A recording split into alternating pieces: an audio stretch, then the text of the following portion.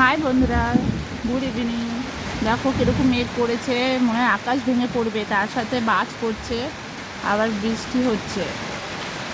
আর আমাদের বাড়ির সামনে এই বাড়িটা নতুন করছে। আর দেখো আমাদের ঘরের পিছন দিকটা টমেটো গাছে টমেটো পেকে আছে, দেখেছো?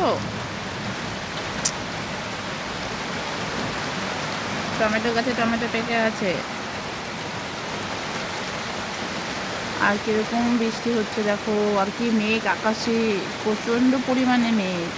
তার মধ্যে বাড়িতে আজকে কেউ নেই।